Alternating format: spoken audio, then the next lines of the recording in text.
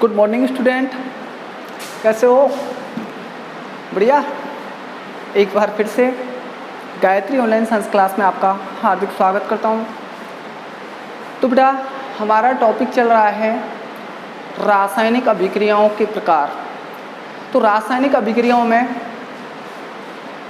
हमने सबसे पहले पढ़ा था अभिकारक जो होते हैं, अभिकारकों के संयोग करने के आधार पर जो रासायनिक अभिक्रियाएं पढ़ी थी हमने, वो पढ़ी थी 4 प्रकार की। पहली अभिक्रिया थी अपनी संयोजन अभिक्रिया, दूसरी अभिक्रिया हमने पढ़ी थी विस्थापन अभिक्रिया, और तीसरी अभिक्रिया पढ़ी थी हमने द्विविस्थापन अभिक्रिया, और चौथी अभिक्रिया आपने पढ़ी थी वियोजन अभिक्रिया। तो 4 अभिक्रियाएं हम कंप्लीट कर चुके हैं। किसके आधार पर? अभिकारकों के संयोग करने के आधार पर रासायनिक अभिक्रियाएं मुख्य रूप से कितने प्रकार की होती हैं? 4 प्रकार की होती हैं। उसके बाद में अब जो अपना नेक्स्ट टॉपिक है, नेक्स्ट जो रासायनिक अभिक्रियाओं का प्रकार आता है वो आता है कि जो लगने वाले वेग तथा समय के आधार पर रासायनिक अभिक्रियाएं कितने प्रकार की होती हैं। तो बेटा ध्यान रखना है, लगने वाले समय तथा वेग के आधार पर रासायनिक अभिक्रियाएं मुख्य रूप से 2 प्रकार की होती हैं। कितने प्रकार की होती हैं? 2 प्रकार की होती हैं।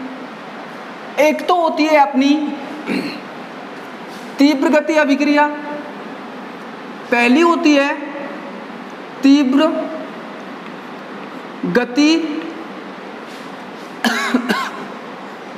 गति अभिक्रिया, और दूसरी होती है आपकी मंद गति अभिक्रिया। मंद गति अभिक्रिया। तो आपको ध्यान रखना है बेटा, लगने वाले समय तथा वेग के आधार पर रासायनिक अभिक्रियाएं जो होती हैं वो 2 प्रकार की होती हैं। एक तो होती है तीव्र गति की अभिक्रिया और दूसरी होती है आपकी मंद गति की अभिक्रिया। तो बेटा अब इन प्रकार में हम सबसे पहले बात करेंगे कि तीव्र गति की अभिक्रिया किसे कहते हैं। तीव्र गति की अभिक्रिया क्या होती है? सबसे पहले हम बात करेंगे तीव्र गति अभिक्रिया से संबंधित। तो बेटा आपको नाम से ही मालूम हो रहा है कि तीव्र गति अभिक्रिया क्या हो सकती है। तीव्र गति अभिक्रिया कहते किसे हैं? नाम से स्पष्ट हो रहा है कि वो बहुत तेजी के साथ में या ऐसी अभिक्रियाएं जो अत्यंत तीव्रता के साथ में होती हैं वो अभिक्रियाएं क्या कहलाएंगी? तीव्र गति अभिक्रियाएं कहलाएंगी। या ऐसी अभिक्रियाएं जिनको पूर्ण होने में कुछ सेकंड का समय लगता है, जिनको पूर्ण होने में मात्र कुछ सेकंड का, कुछ पल्स का समय लगता है, तो ऐसी अभिक्रियाएं कहलाती हैं आपकी तीव्र गति की अभिक्रियाएं। ये बेटा सेकंड के कुछ हिस्से में अर्थात अपने पलक झपकते ही ये अभिक्रियाएं क्या हो जाती हैं? पूर्ण हो जाती हैं। आपको मालूम भी नहीं हो पड़ता है कि कोई सी अभिक्रिया है वो कब पूर्ण हो गई। आपको पता भी नहीं चलेगा। किसी भी हमने अभिकारक को मिलाया, दोनों अभिकारकों को मिलाने पर आपको ये भी मालूम नहीं होगा कि उनके मध्य कब अभिक्रिया हो गई। तो इतनी तीव्रता के साथ में ये अभिक्रियाएं क्या होती हैं? पूर्ण होती हैं। तो इसकी क्या डेफिनेशन होगी? तो ध्यान रखना बेटा, एक तो सीधी सिंपल सी हम लिख सकते हैं कि ऐसी अभिक्रियाएं जो अत्यंत तीव्रता के साथ होती हैं या तीव्र गति के साथ में होती हैं उन्हें क्या बोलते हैं? तीव्र गति की अभिक्रियाएं कहते हैं। या दूसरी डेफिनेशन के रूप में हम ये भी दे सकते हैं कि ऐसी अभिक्रियाएं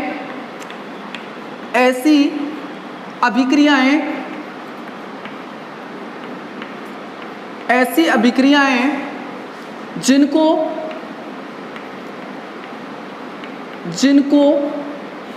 पूर्ण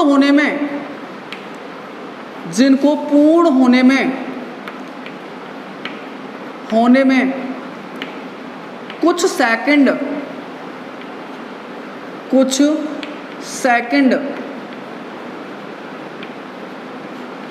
का समय लगता है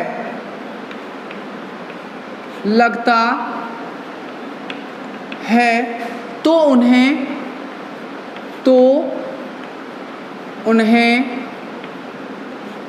तीव्र गति अभिक्रिया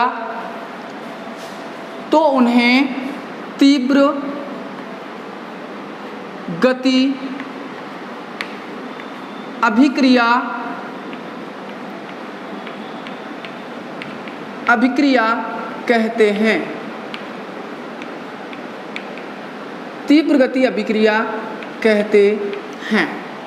तो बेटा कुछ सेकंड के अंदर ही ये अभिक्रियाएं क्या हो जाती हैं, पूर्ण हो जाती हैं। मात्र हम बात करें तो इनको पूर्ण होने में मात्र 10 की पावर माइनस 10 से 10 सेकंड से 10 की पावर माइनस 12 सेकंड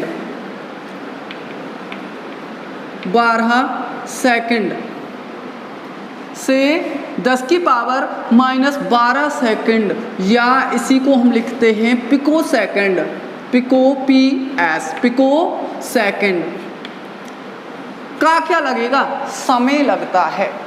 अर्थात 1 सेकंड के कौन से हिस्से में, माइनस 10वें हिस्से में ये अभिक्रियाएं क्या हो जाती हैं, पूर्ण हो जाती हैं। 12वें हिस्से में ये अभिक्रियाएं क्या हो जाती हैं, पूर्ण हो जाती हैं। तो इतनी तीव्रता के साथ होती हैं जिनसे हमको मालूम भी नहीं हो पाता है कि कब अभिक्रियाएं पूर्ण हो गई। तो इतनी तीव्रता के साथ में ये अभिक्रियाएं क्या होती हैं, संपन्न होती हैं। जिसका सबसे अच्छा उदाहरण आपको देखने को मिलता है, आप वह अभिक्रिया पढ़ भी चुके हैं, तो सबसे अच्छा उदाहरण है इसका, जैसे हम बात करें, जैसे उदासीनीकरण अभिक्रिया। उदासीनीकरण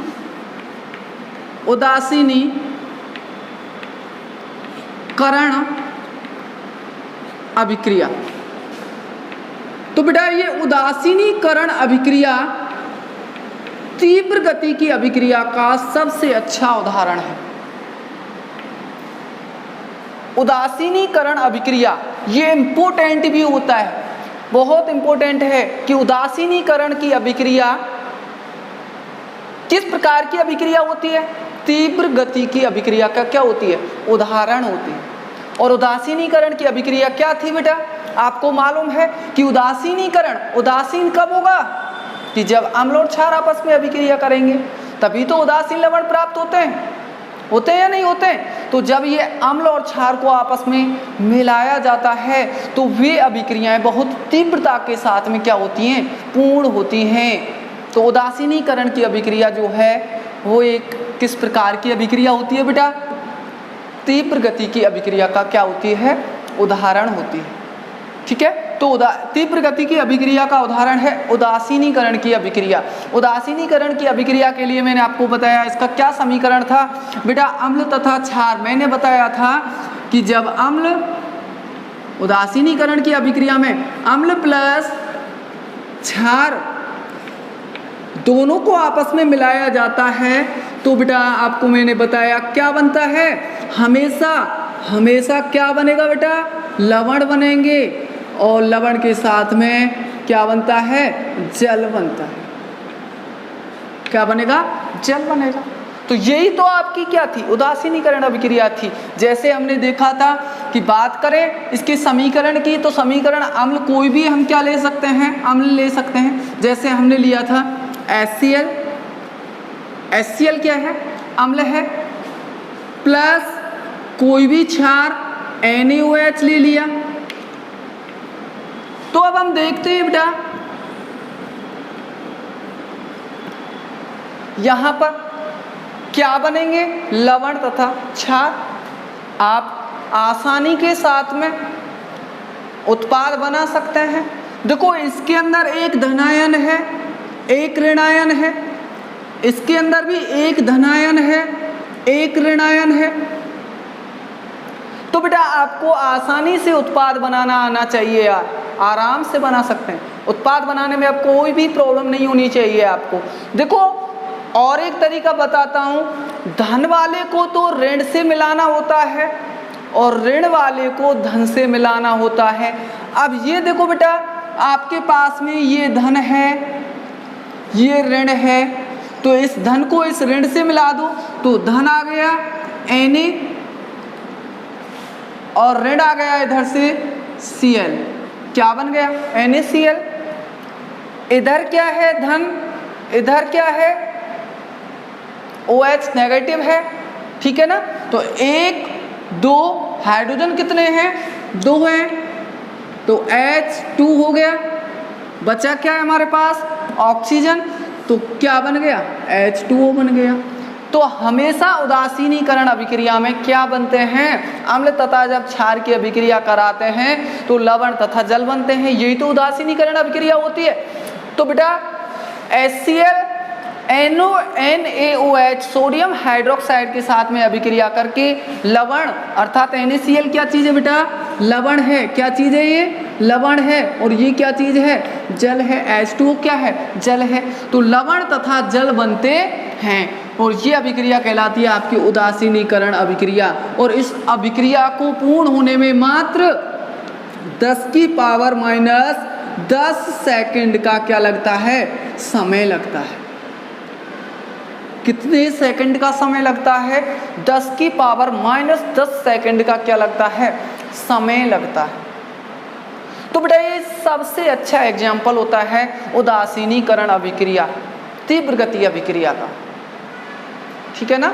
इसको पूर्ण होने में मात्र 10⁻⁻10 सेकंड अर्थात सेकंड के भी -10वें हिस्से के अंदर ये अभिक्रियाएं क्या हो जाती हैं पूर्ण हो जाती हैं। इतनी तीव्रता के साथ में पूर्ण होती हैं जिनका मालूम भी नहीं होता है इन दोनों को हमने कब मिलाया और कब अभिक्रिया क्या हो गई पूर्ण हो गई।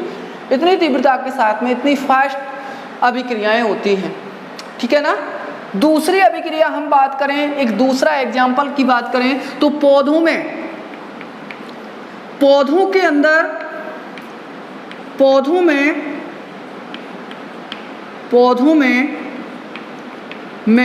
प्रकाश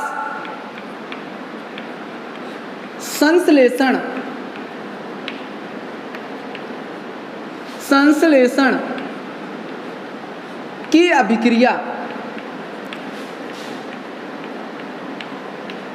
पौधों में प्रकाश संश्लेषण की अभिक्रिया भी एक तीव्र गति की अभिक्रिया का उदाहरण होती है।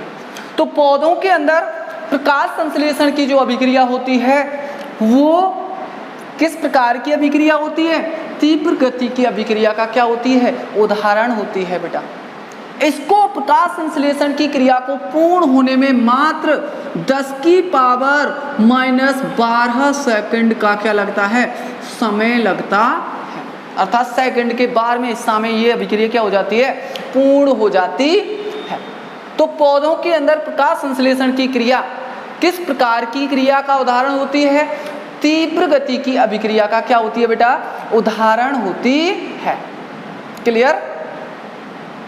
तो बेटा प्रकाश संश्लेषण की क्रिया क्या होती है पौधों के अंदर, तो देखो इसके नाम से ही मालूम हो जाता है कि पौधों में प्रकाश संश्लेषण अर्थात प्रकाश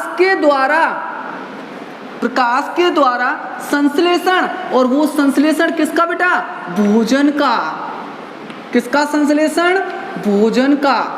आपसे पूछा जाता है प्रकाश संश्लेषण किसे कहते हैं, तो पौधों द्वारा प्रकाश की उपस्थिति में भोजन का संश्लेषण करना ही क्या कहलाता है प्रकाश संश्लेषण कहलाता है। पौधों द्वारा प्रकाश की उपस्थिति में भोजन का संश्लेषण अर्थात भोजन बनाने की जो प्रक्रिया होती है, पौधों द्वारा भोजन बनाने की जो प्रक्रिया होती है वो प्रक्रिया ही क्या कहलाती है प्रकाश संश्लेषण कहलाती है। क्लियर। और देखो बेटा प्रकाश संश्लेषण की क्रिया के बारे में सबसे पहले एक वैज्ञानिक हुए थे स्टीफन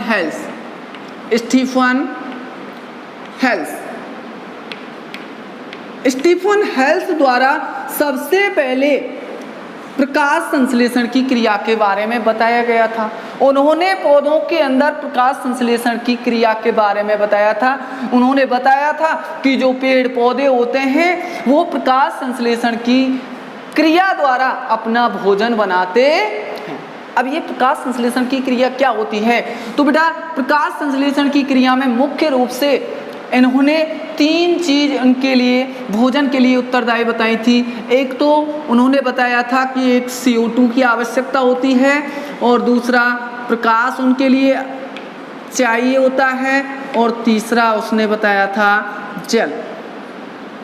इन 3 चीज़ों से स्टीफन हेल्स ने बताया कि जो पौधे होते हैं इन 3 चीज़ों से मिलकर अपना भोजन बनाते हैं। इनको भोजन बनाने के लिए इन 3 पदार्थों की आवश्यकता होती है। ठीक है, इन 3 चीज़ों के द्वारा ये अपना भोजन निर्मित करते हैं। कौन? पौधे। और पौधों की पत्तियों के अंदर एक वर्णक उपस्थित होता है, और वो वर्णक होता है बेटा, उस वर्णक का नाम होता है क्लोरोफिल। क्या होता है बेटा? क्लोरोफिल। और ये क्लोरोफिल नामक जो वर्णक होता है बेटा, इसके कारण ही जो पौधे की पत्तियां होती हैं, पौधे की पत्तियां हरी दिखाई देती हैं, हरी दिखाई देती हैं। और ये पौधों में भोजन के लिए महत्वपूर्ण भूमिका निभाता है क्लोरोफिल। ठीक है ना? जिनके अंदर क्लोरोफिल नहीं होगा, मुख्य रूप से जिन भागों के अंदर क्लोरोफिल नहीं होता है, तो वो भाग, पौधे के वो भाग कभी भी भोजन निर्माण की प्रक्रिया में भाग नहीं लेते हैं। वो पौधे के जौन से भी भाग हैं जिनके अंदर क्लोरोफिल नहीं होता है, वो भोजन नहीं बनाते हैं। देखा है आपने, जड़ है, जड़ के अंदर क्या नहीं पाया जाता है? क्लोरोफिल नहीं होता है। तना है, क्लोरोफिल नहीं होता है। तो जिन भागों के अंदर क्लोरोफिल नहीं होता है, वो पौधे के वो भाग कभी भी भोजन नहीं बनाते हैं। ठीक है, ध्यान रखना। क्लोरोफिल बेटा आपके मुख्य रूप से 2 प्रकार के होते हैं। एक तो होता है क्लोरोफिल ए और एक होता है क्लोरोफिल बी। सर्वाधिक मात्रा में पौधों के अंदर जो पाया जाने वाला क्लोरोफिल होता है वो होता है बेटा क्लोरोफिल ए। कौन सा होता है? क्लोरोफिल ए होता है। तो ये कुछ सामान्य बातें होती हैं प्रकाश संश्लेषण से संबंधी। बेटा स्टीफन हेल्स ने फिर इनको इन 3 चीज़ों को मिला के उसने बताया कि ये जो स्टीफन हेल्स ने सबसे पहले बताया कि इस तरीके से इन तीनों चीज़ों का उपयोग करके ये क्या करते हैं? भोजन बनाते हैं। और उन्होंने एक समीकरण दिया था, और वो समीकरण क्या था बेटा? देखो 3 चीज़, एक तो CO2, प्रकाश और जल। देखो समीकरण था इसका 6CO2 प्लस 12H2O। तो ये कार्बन डाइऑक्साइड हो गई, जल हो गई। और चाहिए क्या उसको? प्लस में ही हम लिख सकते हैं प्रकाश, और यदि नहीं लिखना चाहते तो यहाँ पर लिख सकते हैं हम प्रकाश। और साथ में पत्तियों के अंदर क्या होता है बेटा? पत्तियां ही तो भोजन बनाती हैं। पत्तियों के अंदर एक वर्णक पाया जाता है जिसे वे बोलते हैं क्लोरोफिल। तो ये 3 चीज़ों का उपयोग करके पत्तियां जो होती हैं क्लोरोफिल के कारण क्या बनाती हैं? भोजन बनाती हैं। और क्या बन जाता है? C6H12O6 plus 6O2 plus 6H2।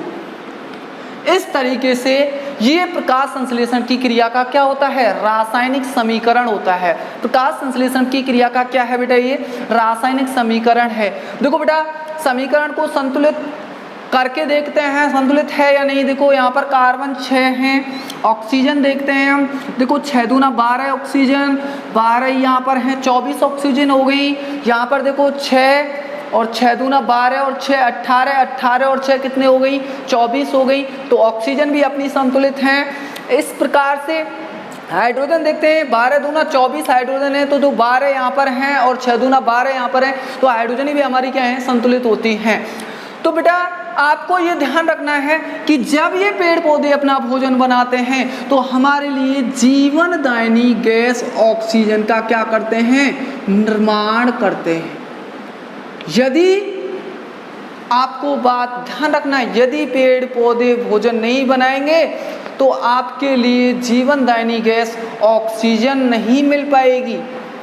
इसीलिए बोला जाता है कि जितने हम वृक्ष लगाएंगे उतना हमारा पर्यावरण क्या होगा?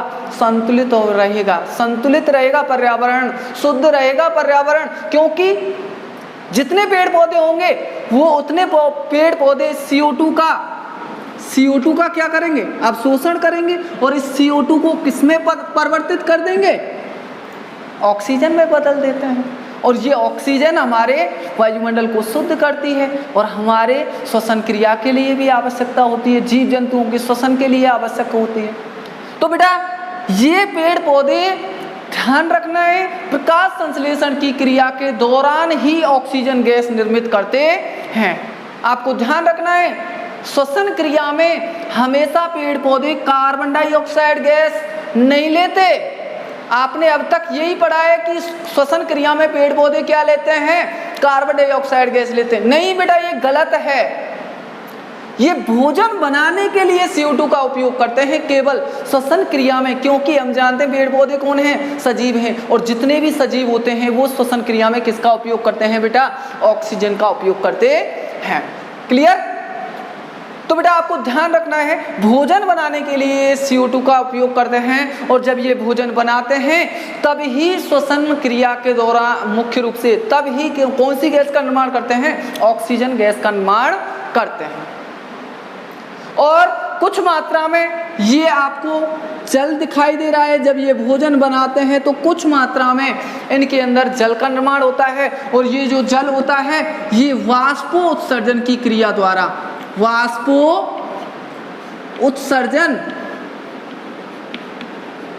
वाष्पोत्सर्जन की क्रिया द्वारा ये जो जल होता है ये क्या कर दिया जाता है, बाहर निकाल दिया जाता है, ये उत्सर्जित किया जाता है, अपशिष्ट पदार्थ के रूप में होता है ये जल। इसको तो वाष्पोत्सर्जन की क्रिया के दौरान बाहर निकाल दिया जाता है, ऑक्सीजन गैस का उपयोग आपके द्वारा कर लिया जाता है और उनको चाहिए क्या, भोजन चाहिए। और ये ग्लूकोज का अणुसूत्र होता है C6H12O6। ये क्या है आपका ग्लूकोज, या इसी को हम बोलते हैं स्टार्च या मंड।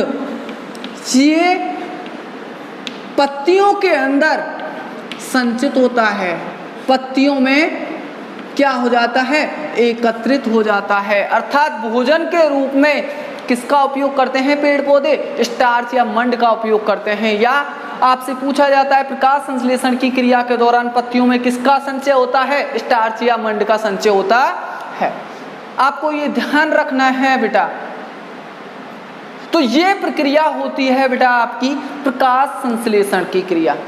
तो प्रकाश संश्लेषण की क्रिया बेटा कैसी अभिक्रिया होती है, एक तीव्र गति की अभिक्रिया होती है और इसको पूर्ण होने में मात्र कितने सेकंड का समय लगता है, 10⁻⁻12 सेकंड का समय लगता है। इतनी तीव्र गति के साथ में पेड़ पौधे जो होते हैं वो किसका निर्माण करते हैं, भोजन का निर्माण करते हैं। तो आपसे पूछा जाए कि प्रकाश संश्लेषण की क्रिया जो होती है वो किस प्रकार की अभिक्रिया का उदाहरण होती है, तो प्रकाश संश्लेषण की जो क्रिया है वो तीव्र गति की अभिक्रिया का क्या होती है, उदाहरण होती है। ठीक है बेटा। उसके बाद में एक एग्जाम्पल और देखते हैं। देखो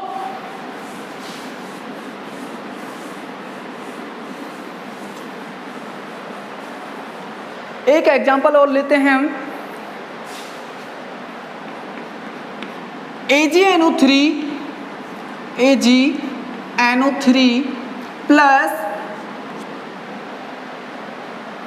HCl। अब देखो बेटा यहां पर आपको दिखाई दे रहा है क्या प्रोडक्ट, आपको अब उत्पाद बनाना आ जाना चाहिए। मैंने अभी बता दिया, ये तो धनायन है, ये ऋणायन है, ये धनायन है, ये ऋणायन है। तो धन के पास में तो क्या लेके आना है, इधर से ऋण लेके आना है, और यहां पर ये ऋण है तो ऋण के पास में क्या आ जाएगा, धन आ जाएगा। तो अपना उत्पाद क्या हो जाएगा, बन जाएगा। तो देखो बेटा Ag के पास में Ag धनायन है तो इधर से क्या आ जाएगा, ऋणायन आ जाएगा, और ऋणायन क्या है, Cl। तो इसके पास में क्या आ गया, Cl आ गया। अब इधर देखो बेटा यहाँ पर धनायन H है प्लस में, यहाँ पर क्या है धनायन H, और यहाँ पर क्या है NO3। तो क्या बन जाएगा, HNO3। ठीक है। तो आसानी से बना लिया उत्पाद आपने। तो बेटा ये तो होता है आपका सिल्वर नाइट्रेट। क्या होता है बेटा ये? Silver nitrate. ये आपका हाइड्रोक्लोरिक अम्ल है HCl। सिल्वर नाइट्रेट की अभिक्रिया जब HCl से कराते हैं तो सिल्वर क्लोराइड का निर्माण होता है। क्या चीज है ये बेटा? सिल्वर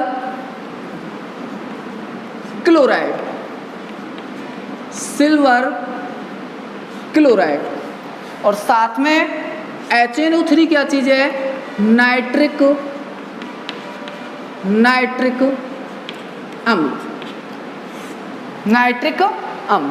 तो ये भी सिल्वर नाइट्रेट से सिल्वर क्लोराइड के निर्माण की जो प्रक्रिया होती है वो भी एक किस प्रकार की अभिक्रिया होती है? तीव्र गति की अभिक्रिया होती है। जो सिल्वर नाइट्रेट होता है बेटा ये रंगहीन होता है। कैसा होता है? रंगहीन होता है।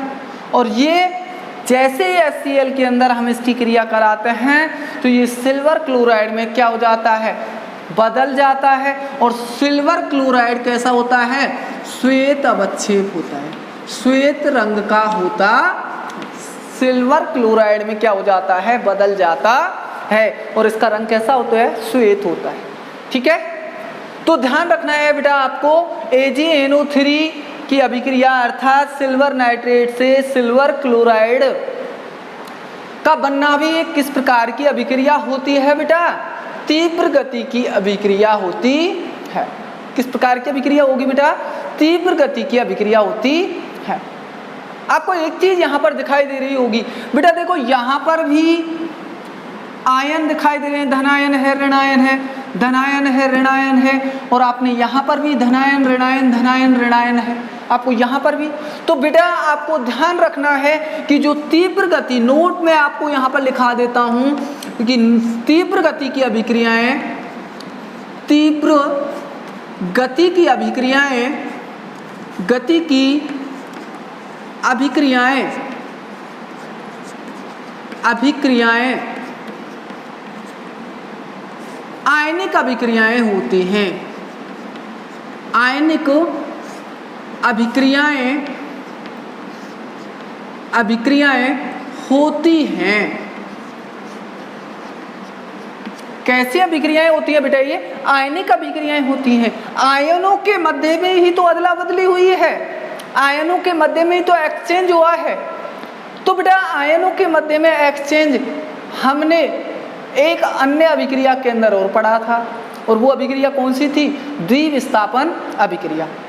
तो यहाँ पर दो आयनों के मध्य में, यहाँ पर दिखाई दे रहा है ना, यहाँ पर भी आपको दिखाई दे रहा है, यहाँ पर भी आपको दिखाई दे रहा है। तो दो आयनों के मध्य में क्या हो रहा है? एक्सचेंज हो रहा है, अदला बदली हो रही है, आयनों की आपस में अदला बदली हो रही है अभिकारक के अंदर। तो ऐसी अभिक्रिया क्या कहलाती है? द्विविस्थापन अभिक्रिया कहलाती है। तो बेटा ये AgNO3 प्लस HCl बराबर में AgCl प्लस HNO3, ये किस प्रकार की अभिक्रिया का उदाहरण भी है?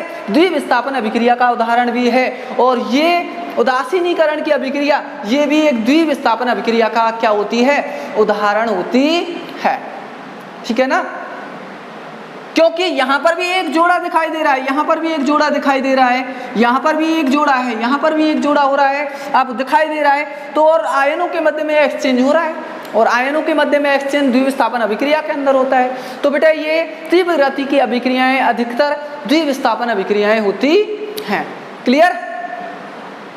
उसके बाद में बेटा इसी से रिलेटिव टॉपिक है, छोटा टॉपिक है केवल, और उसको कभी कभी आपसे परीक्षाओं में पूछ लिया जाता है, और वो है आपका अर्ध आयुकाल।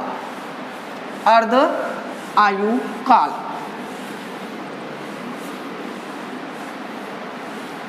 देखो बेटा अर्ध आयुकाल क्या होता है? नाम से ही आपको मालूम हो जाना चाहिए। अर्ध और आयु अर्थात आधा समय, अर्ध आयुकाल आधा समय।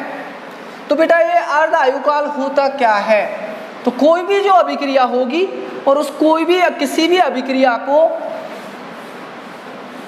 उत्पाद में बदलने में जो आधी मात्रा होगी उसको उत्पाद में बदलने में जो समय लगेगा वो उसका अभिक्रिया का अर्ध आयुकाल कहलाता है। देखो बेटा, अगली अपना इसी अभिक्रिया से रिलेटिव, इसी से संबंधी आपका टॉपिक है अर्ध आयुकाल। देखो बेटा, अर्ध आयुकाल क्या होता है? इसको मुख्य रूप से हम किससे प्रदर्शित करते हैं? देखो, स्मॉल टी और 1/2 आधे इसमें अणु हम जोड़ देते हैं तो वो उसको अर्ध आयुकाल को क्या करता है? प्रदर्शित करता है। ठीक है ना?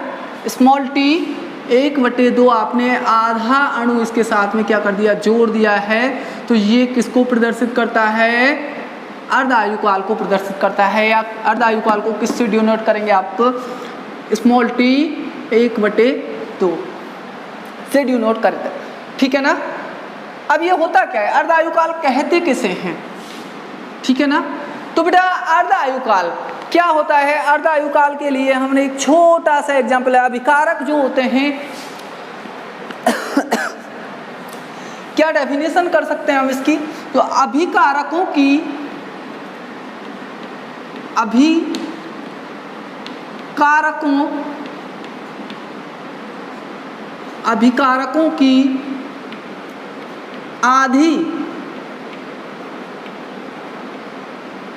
मात्रा को, अभिकारकों की आधी मात्रा को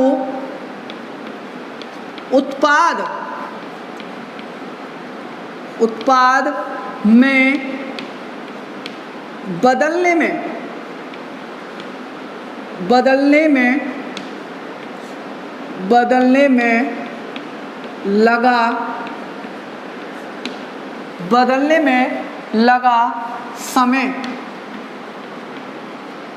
लगा समय अभिक्रिया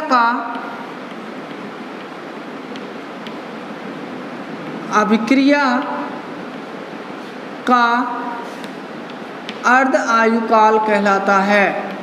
अर्ध आयुकाल कहलाता है।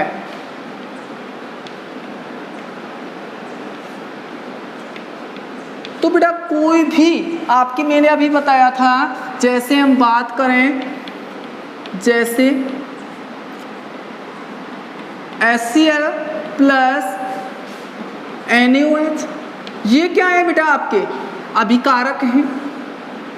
ये क्या चीज है? आपके अभिकारक हैं। तो इन अभिकारकों, ये दोनों जो अभिकारक हैं, इन अभिकारकों की आधी मात्रा, अर्थात आधी मात्रा, इन अभिकारकों की आधी मात्रा कितने समय में उत्पाद के अंदर क्या हो जाती है? परिवर्तित हो जाती है। अर्थात आधी मात्रा कितने समय के अंदर उत्पाद के अंदर बदल जाती है? तो वो जो समय होता है, ये वाला जो समय होता है, वो समय ही इसका क्या कहलाता है? अर्ध आयुकाल कहलाता। ठीक है ना? तो कोई भी अभिकारक है, उस अभिकारक की आधी मात्रा को उत्पाद में बदलने में जो लगा समय होता है, वो उस अभिक्रिया का क्या कहलाता है बेटा? अर्ध आयुकाल कहलाता है। इम्पोर्टेंट है, परीक्षा की दृष्टि से बहुत ज़्यादा इम्पोर्टेंट है। 1 नंबर का आपको डाल दिया जाता है। तो आपको ये छोटी सी परिभाषा है जो आपको ध्यान रखनी होती है। ठीक है ना? इसी से रिलेटिव टॉपिक था आपका, ये छोटा सा टॉपिक है, आपको जो ध्यान रखना होता है बेटा। उसके बाद में हमारी सेकंड अभिक्रिया आती है बेटा, मंदगति अभिक्रिया। दूसरी अभिक्रिया कौन सी है अपनी? मंदगति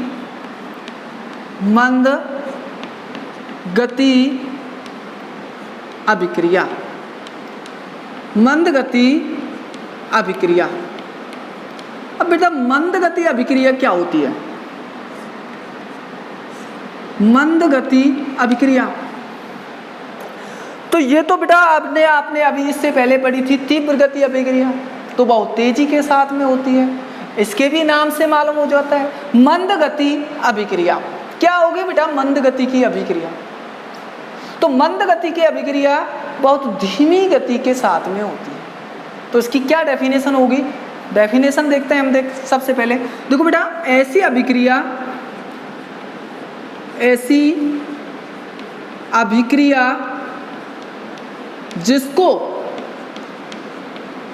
जिसको पूर्ण होने में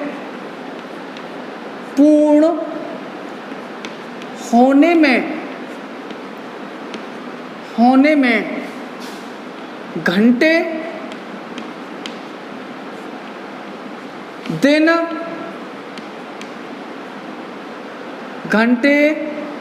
दिन महीने साल तक लग जाते हैं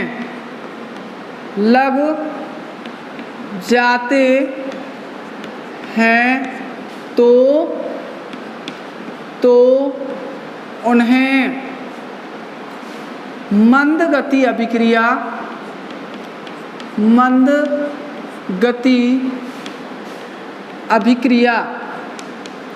कहते हैं। मंद गति अभिक्रिया कहते हैं, ठीक है ना। जिनको ऐसी अभिक्रियाएं होती है वो जो बहुत स्लो होते हैं, बहुत धीमी गति के साथ होते हैं, जिनको पूर्ण होने में दिन लग जाते हैं, महीने लग जाते हैं, साल तक लग जाती हैं।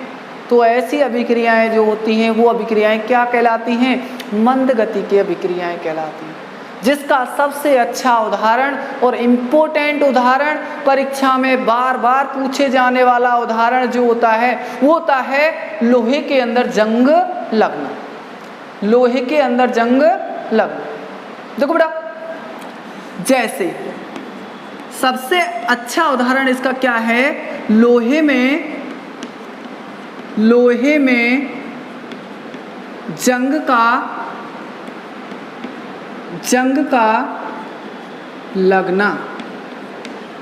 लोहे में जंग का लगना ये सबसे अच्छा उदाहरण होता है। कौन सी अभिक्रिया का बेटा? सबसे अच्छा उदाहरण होता है ये बेटा मंद गति अभिक्रिया का। तो बेटा सबसे अच्छा उदाहरण होता है लोहे में जंग का लगना। देखो बेटा, लोहे में जंग के लिए मुख्य रूप से कौन कौन से कारक उत्तरदायी होते हैं? तो आप देखते हैं बेटा, सपोज करते हैं कि ये कोई भी आपका लोहे का क्या है, टुकड़ा है, और इसको हमने वायु के अंदर खुले वातावरण में क्या कर दिया, डाल दिया। तो अब ये वायु से किसके संपर्क में आएगा? ऑक्सीजन के संपर्क में आएगा। साथ साथ में ये आर्द्रता, वायु के अंदर आर्द्रता नमी होती है, उससे ये कुछ मात्रा में क्या ग्रहण करेगा? H2O ग्रहण करेगा। इधर से जमीन में पड़ा है तो जमीन से भी मुख्य रूप से ये किसके संपर्क में रहेगा? H2O के संपर्क में रहेगा। तो ये H2O और ऑक्सीजन, इन दोनों के कारण इस लोहे के टुकड़े के अंदर धीरे धीरे क्या लगना प्रारंभ हो जाता है? जंग लगना प्रारंभ हो जाता है। जंग लगना प्रारंभ हो जाता है। तो बेटा ये वायु में उपस्थित ऑक्सीजन तथा आर्द्रता अर्थात जल के साथ में क्रिया करके क्या लगना प्रारंभ होता है? जंग लगना प्रारंभ होता है। तो जंग के लिए मुख्य रूप से ऑक्सीजन और जल की आवश्यकता होती है। तो इसका समीकरण क्या होता है? लोहे में जंग लगने का रासायनिक समीकरण क्या होता है? ये बेटा बहुत इंपॉर्टेंट है परीक्षा की दृष्टि से। तो देखो 4Fe, ये तो हो गया आपका लोहा, साथ में क्या चाहिए? ऑक्सीजन चाहिए, 3O2 प्लस 6H2। ये ऑक्सीजन हो गई और ये जल हो गई। इन तीनों के कारण ही तो लोहे के अंदर क्या लगेगी? जंग लगेगी। तो क्या बनेगा बेटा? ध्यान रखना है Fe2O3.3H2O 3H2O ये होती है बेटा जंग। क्या होती है? जंग। और ये आपसे पूछा जाता है, कभी कभी जंग का केवल अणुसूत्र पूछ लेता है वो आपसे। तो जंग का अणुसूत्र क्या होता है? Fe2O3.3H2O और ये 3H2O इसके अंदर क्या है? जल है, क्रिस्टलन का जल है, तभी तो जल के इसके अंदर क्या लगेगी? जंग लगेगी। तो जंग का अणुसूत्र क्या होता है? Fe2O3.3H2O। ठीक है ना? ये आपका होता है जंग। समीकरण संतुलित करना है। Fe कितने हैं? 4, उधर Fe कितने हैं? 2 हैं, तो यहाँ पे क्या लगा दिया आपने? 2 लगा दिया, तो Fe कितने हो गए? 4 हो गए। ऑक्सीजन देखो इधर कितने हैं? 3 दूना 6, 6 और 6 12 ऑक्सीजन है। यहाँ पर देखते हैं तो देखो 3 दूना 6 ऑक्सीजन तो यहाँ पर हैं, और 3 दूना 6 ऑक्सीजन यहाँ पे हो गए। 3 का गुणा इससे किया, 3 दूना 6 ऑक्सीजन तो ये रहे, और 3 दूना 6 ऑक्सीजन ये रहे। कितने हो गए आपके? 12 ऑक्सीजन हो गए। यहाँ पर 3 दूना 6 और 6 कितने हो गए? 12 हो गए। हाइड्रोजन देखो 6 दूना 12 हाइड्रोजन, यहाँ पर देखो 3 दूना 6, 3 दूना 6 दोनों का गुणा किया और फिर इसका गुणा इससे किया, 6 दूना 12 हाइड्रोजन भी कितने हो गए बेटा? 12 हो गए। कितने हो गए? 12 हो गए। तो बेटा लोहे के अंदर जो जंग लगती है उसके लिए मुख्य रूप से ऑक्सीजन और जल की आवश्यकता होती है, और ये आपका जंग का क्या होता है? अणुसूत्र होता है। इस तरीके से लोहे के अंदर जंग लगना किस प्रकार की अभिक्रिया का उदाहरण है? मंद गति की अभिक्रिया का उदाहरण होता है। तो ये प्रक्रिया बहुत टाइम तक धीरे धीरे इनकी उपस्थिति में इनके अंदर क्या लगती है? लोहे के अंदर जंग लगती है। इन दोनों की उपस्थिति के कारण धीरे धीरे इसके अंदर क्या लगती है? जंग लगती है। धीरे धीरे लगती है, धीमी गति के साथ में लगती है। इसीलिए लोहे के अंदर जंग लगना एक किस प्रकार की अभिक्रिया होती है बेटा? मंद गति की अभिक्रिया का उदाहरण होती है। क्लियर? ठीक है ना बेटा?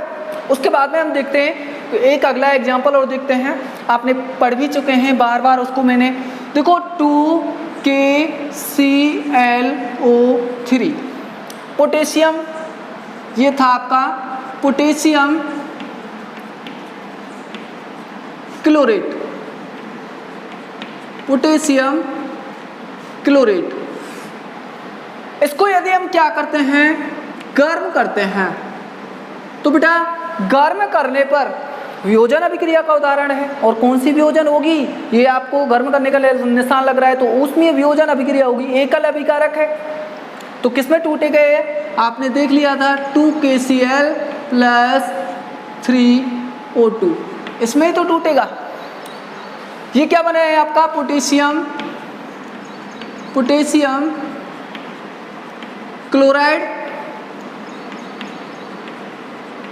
और ऑक्सीजन में क्या हो जाता है? टूट जाता है। तो जब हम इसको पोटेशियम क्लोरेट को क्या करते हैं? ऊष्मा देते हैं, तो ऊष्मा पाकर ये बहुत धीमी गति के साथ में पोटेशियम क्लोराइड तथा ऑक्सीजन में क्या होता है? टूटता है। इसीलिए ये किस प्रकार की अभिक्रिया का उदाहरण होता है? मंद गति की अभिक्रिया का भी उदाहरण होता है। ठीक है? उसके बाद में एक अन्य एग्जाम्पल और देखते हैं हम। देखो CH3COOH, एक अन्य एग्जाम्पल और देखते हैं CH3COOH। ये क्या होता है बेटा? आपको मैं बता चुका हूँ, एथेनोइक अम्ल। क्या होता है बेटा? ये एथेनोइक अम्ल होता है। इसे हम एसिटिक अम्ल भी कहते हैं, एसिटिक अम्ल भी बोलते हैं। तो इसकी अभिक्रिया जब C2H5OH, इसे बोलते हैं बेटा एथेनॉल। एथेनॉल, एथेनॉल क्यों बोलते हैं? देखो यहाँ पर मैं स्पष्ट कर देता हूँ इसको, C2H5, C2H5 मैंने बताया था जहाँ आपको एक कार्बन होता है वहाँ तो लगाते हैं मैथ, 2 कार्बन होते हैं वहाँ लगाते हैं एथ, और जहाँ 3 कार्बन होते हैं वहाँ लगाते हैं प्रॉप। तो यहाँ पर कार्बन की संख्या कितनी है? 2 है, तो 2 के लिए क्या लिखेंगे? एथ लिखेंगे।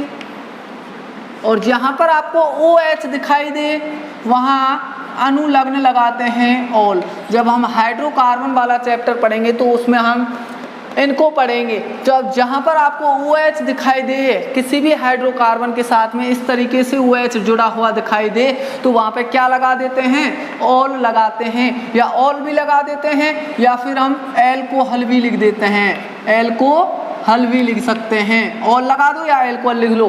तो इसको हम एथेनॉल ऑल लगा देते हैं, तो इसका नाम क्या हो गया? एथेनॉल। या इसका दूसरा नाम लिखें तो हम लिख सकते हैं एथिल एल्कोहल, एल्कोहल, इसको एथिल एल्कोहल के नाम से भी जानते हैं। तो बेटा ऐसे इसका नाम है। 2 क्या है?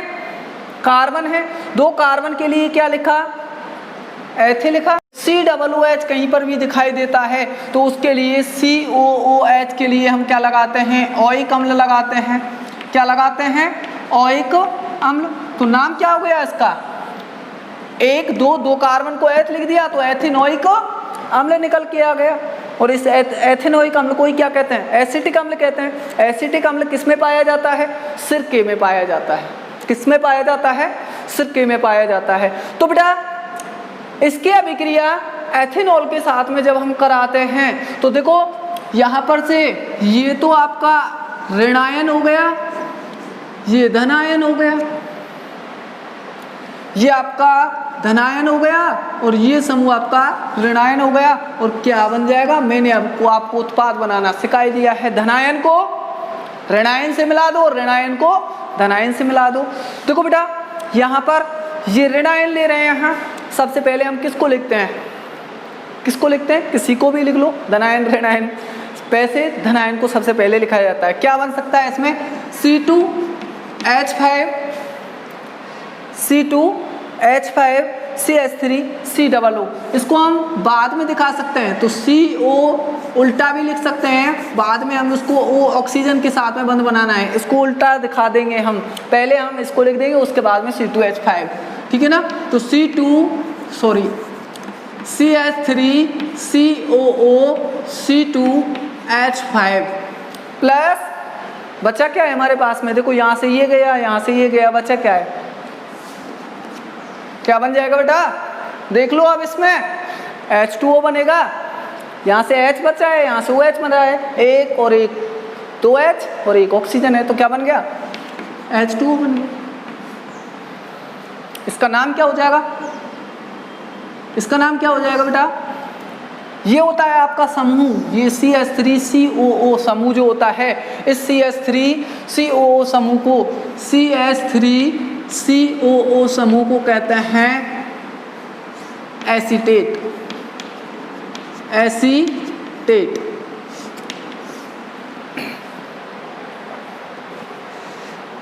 राम ये समूह कहलाता है आपका एसीटेट। कितने समूह जुड़े हुए हैं? C2H5 जुड़ा हुआ है। C2H5 को क्या बोलते हैं? एथिल कहते हैं, एथिल। और ये समूह क्या कहलाता है? CH3COO क्या कहलाता है? एसीटेट। तो नाम क्या हो गया? Ethyl acetate. नाम क्या हो गया? Ethyl acetate. तो ये अभिक्रियाएं अर्थात एसिटिक अम्ल से एथिल एसीटेट के निर्माण की जो प्रक्रिया होती है वो भी किस प्रकार की अभिक्रिया का उदाहरण होती है बेटा? मंद गति की अभिक्रिया का उदाहरण होती है। क्लियर? तो मैं मानता हूं बेटा जो आपको अच्छा लगे, जो एग्जाम्पल आपको अच्छा लगे उस एग्जाम्पल को आपको ध्यान रखना है बेटा। देखो इसमें लोहे का जंग लगना बहुत इम्पोर्टेंट एग्जाम्पल है। और दूसरा कभी कभी इसमें इसको भी पूछ लेता है, इसको अभिक्रिया को दे देता है और पूर्ण करवा लेता है और अभिक्रिया का नाम पूछता है आपसे। तो इनको केवल ध्यान रखना है। आपको कौन सा कि मंद गति की अभिक्रिया का होता है, कौन सा आपको तीव्र गति में लिखना है, इनको आपको ध्यान से समझना है। कोई चीज़ समझ में नहीं आती है तो आप फ़ोन करके मेरे से पूछ सकते हो, ठीक है ना बेटा। तो यहाँ पर हमारी लगने वाले वेग तथा समय के आधार पर ये दो प्रकार की अभिक्रियाएँ होती हैं, मंद अभिक्रिया और एक होती है तीव्र गति अभिक्रिया। तो दोनों अभिक्रियाएँ यहीं पर क्या हो जाती हैं, समाप्त होती हैं, ठीक है ना बेटा। तो आज के लिए बस इतना ही। थैंक यू, धन्यवाद।